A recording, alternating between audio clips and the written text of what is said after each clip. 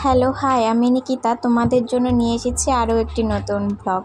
তো এই ভিডিওতে আমি তোমাদের জানাবো কদিন আগে আমরা যে ঘুরতে গিয়েছিলাম লাটাগুড়িতে, যেখানে আমরা থেকেছিলাম green touch Dooars eco resort, সেই রিসর্ট সম্পর্কে। তো এই রিসর্টটি লাটাগুড়িতে অবস্থিত, তোমরা সবাই জানো। তো এই রিসর্টের প্রত্যেকটা জিনিস আমি তোমাদের ভিডিওতে দেখেছি। তো এই রিসর্টটিকে বুক করতে হলে পরে তোমরা মেক মাই ট্রিপ থেকেও বুক করতে পারো, বা তোমরা এখানে ফোন নাম্বার আমি এখানে দিয়ে দিব, কন্ট্যাক্ট ডিটেলস ওখানকার ম্যানেজারের। তো সেই ম্যানেজারের সাথে কন্ট্যাক্ট করো, তোমরা এই রিসর্টটিকে বুক করে নিতে পারো। খুব রিজনেবল প্রাইসে তোমরা রুমস পেয়ে যাবে এখানে।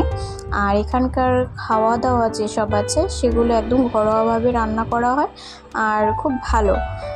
তো আমরা তো এখানে নিয়েছিলাম এসি ডিওলাক্স রুম। এখানে অনেক ধরনের রুমস অ্যাভেলেবেল আছে, তোমরা চাইলে এখানের অন্য রুমও নিতে পারো।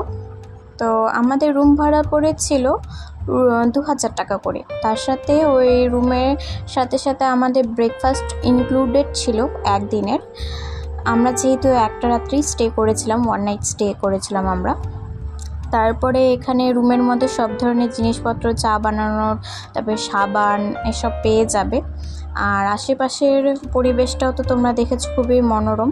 আর তারপরে তোমরা এখান থেকে কোথাও বাইরে ঘুরতে যেতে চাইলে পরে সেখানেও তোমরা যেতে পারবে। ওনারাই তোমাদেরকে বুক করে দিবে, গাড়ি ভাড়া করে দিবে। তো তারপরে তোমরা ওই গাড়িতে করে আশেপাশের জায়গায় ঘুরতে পারবে।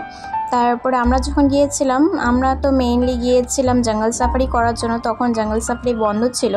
এখন সেপ্টেম্বরের 15 তারিখ থেকে জঙ্গল সাফারি আবার স্টার্ট হয়ে গেছে। তো তোমরা গেলে পরে জঙ্গল সাফারিও করতে পারবে, ঠিক আছে। আর হ্যাঁ, এখানে কিন্তু বনফায়ারেরও ব্যবস্থা আছে। তো তোমরা এখানে গিয়ে একবার ভিজিট করে দেখতে পারো। ওকে, বাই।